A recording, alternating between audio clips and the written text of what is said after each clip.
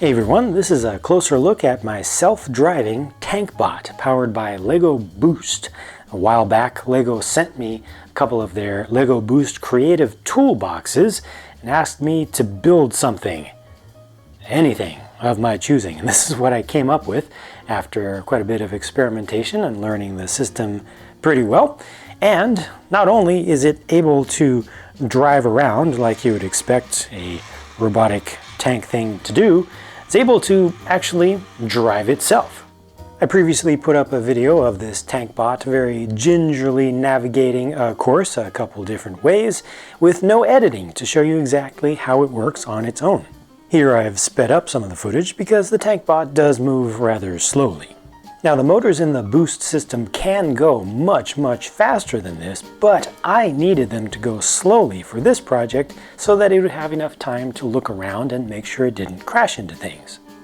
So let me explain the design of this tank bot. The first step for me was to nail the overall physical design and especially how it would move about. The LEGO Boost hub, the main brick, is this large thing here, which houses a couple of motors that can be used for locomotion if you want, and it also has the battery pack built into that. It takes 6 AAAs and I'm using rechargeables. I also have one single external motor that's connected by a cable. That's all that the system comes with for an external power source, and there's a sensor unit. I wanted the entire thing to be as small as reasonably possible for reasons that I'll explain a little bit later on, so I did use some of my own pieces. These tank treads here, these smaller ones, are not included with the normal Boost set, so I kind of combined some things together to really minimize the overall size and to allow this to maneuver in very small spaces. So the entire thing isn't too much larger than just the main hub in the middle of it. For the sake of comparison, here's one of the major official builds for the LEGO Boost system. Uses the exact same Boost hub here in the center, but this is like a modest sized bot, but I really tried to minimize things for my tank bot. So to move around, I'm just using the 2 motors that are built into the Move hub itself, and those motors have their outputs here and here. They're powering these 2 small drive sprockets, which I made very small specifically so that the overall speed would be as low as reasonably possible.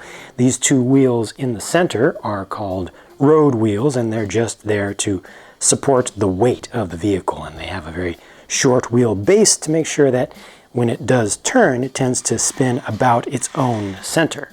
Now, it's no big deal to essentially remotely control an electronic toy via a tablet or a standalone controller, but how is this able to drive itself and not crash into things? Well, that's actually kind of easy also. It just looks where it's going.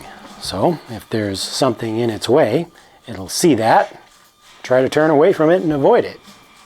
It sees via this multi-function sensor that I've mounted in the front, down low on a swivel with some gears and linkages to a motor to make it scan back and forth in front of the vehicle. Now this sensor unit can do one of 3 things. It can measure the total amount of light that it sees in whatever direction you point it. It can determine what color it's looking at, or it can measure the distance in front of it up to a certain reasonable range. So I'm using the distance sensor function, and if it sees something too close to it, to the left, then it'll turn a little to the right. And if it sees something too close to the right, then it'll turn a little to the left. Truth be told, the original reason I wanted this to be so small was that I wanted it to be able to drive around my LEGO city on its own. But I wasn't really able to get it to be precise enough to navigate such tight quarters. However, I did come up with a little bit of a compromise. I made sure there was a good spot to attach a camera, small video camera, onto this tank bot. This is a LEGO representation of a small video camera, but this is how it attaches right there. Now I can drive a camera around my city with my tank bot. Now this does require manual control, and my city is a little bit messy since I've been doing a lot of expansion recently, but this does work and it's kind of cool. The LEGO Boost system is designed for kids as young as 7, possibly even younger, who have absolutely no experience with programming or robotics. It really holds your hands from the start to help you to get some very quick success. And when you're ready to try some more advanced stuff, they give you a pretty large toolbox of functions for your own custom builds. It's not at all designed to compete with the much more expensive Mindstorm system, and older and more advanced users may find a lot of limitations with Boost.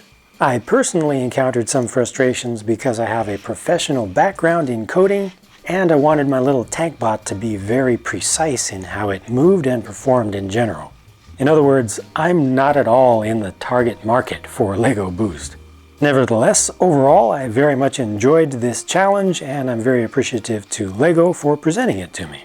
I hope you enjoyed this look at my creation, and I hope to have a chance to talk to you again soon because my next video is on the way. Bye for now.